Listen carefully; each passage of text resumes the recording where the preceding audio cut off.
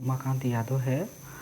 मैं एक concert optometrist हूँ और मेरा आज वीडियो बनाने का मेरा ये तात्पर्य है कि सबसे पहले तो मैं ये बताना चाहता हूँ सर कि मैंने जो वीडियो बनाया है ये है एक हमारे आई डिजीज पे। मैं एक ऑप्टोमेट्रिस्ट हूँ, मेरा जो प्रोफेशन है वह है आई डिपार्टमेंट।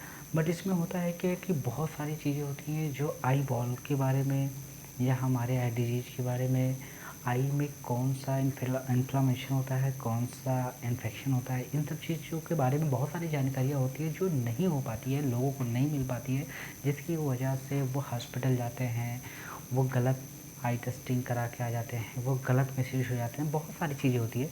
बट इन सब चीज़ों को डिस्कस करेंगे। सबसे पहले तो हमारे आई में स्टार्ट होता है कि हम कहीं टेस्टिंग कराते हैं तो पावर आता है plus number minus number, but what is minus what is plus के बारे में किसी को नहीं पता है होता क्या है। तो इन सब चीज़ों के बारे में मैं डिस्कस करूँगा और उन पेशेंट के लिए जिनका मायोपिया होता है, मायोपिया के बारे में डिस्कस करूँगा। बहुत सारे लोग हमसे पूछते हैं कि मायोपिया होता क्या है, माइनस नंबर क्यों होता है, क्यों आ जाता है ऐसा नंबर, और इसके लिए इसका ट्रीटमेंट क्या होता है, बहुत सारी चीज़ें होती हैं। इन सब चीज़ों पे डिस्कस करेंगे। देखिए, सबसे पहले तो हम बात करेंगे मायोपिया के बारे में कि मायोपिया होता क्या है। मायोपिया एक ऐसा रिफ्रैक्टिव एरर होता है जो हमारी आई बॉल में होता है, जिसकी वजह से सामने कोई रेस पड़ती है, हमारे सामने कोई रेस पड़ती है, वो हमारे रेटिना में ना फोकस होकर वो फ्रंट पड़ती है, मतलब रेटिना के पहले फोकस हो जाती है, तो इसको हम मायोपिया बोलते हैं। That is called myopia. और मायोपिया एक जो रेस आती है वो रेस एकोमोडेशन रेस्ट, उसी रेस पे वो जगह पे एकोमोडेशन रेस्ट हो जाता है उस रेस का, दैट इज कॉल्ड मायोपिया। तो मायोपिया का एटियोलॉजी क्या है, हम उसके बारे में जानेंगे कि मायोपिया में होता क्या है और इसका एटियोलॉजी क्या होता है। मायोपिया में एटियोलॉजी जो होता है, सबसे फर्स्ट होता है कि सर मायोपिया में जो हमारा आई बॉल होता है उसका जो एक्सियल लेंथ होता है ना वो बढ़ जाता है, जिसके कारण मायोपिया हो जाता है। ठीक है। और इसके बाद जो ऑप्शन आते हैं मायोपिया के, उसके बाद आता है कि हमारा जो कर्वेचर होता है कॉर्निया का, उसका शेप चेंज होता है, मतलब उसका फिर लेंथ बढ़ जाता है, तो इसको बोलते हैं मायोपिया। और चीज़ें होती हैं जैसे मान लो कि हमारा जो आई बॉल होता है या क्रिस्टल लेंस होता है, जो हमारा लेंस होता है उसका जो रिफ्रैक्टिव इंडेक्स होता है वो भी इंक्रीज हो जाता है, ये भी होता है। और उसके बाद ऑप्शन आते हैं कि फिर कुछ लोग पूछते हैं कि मायोपिया को कितने पार्ट्स में रखा गया है, इसका ग्रेड क्या है।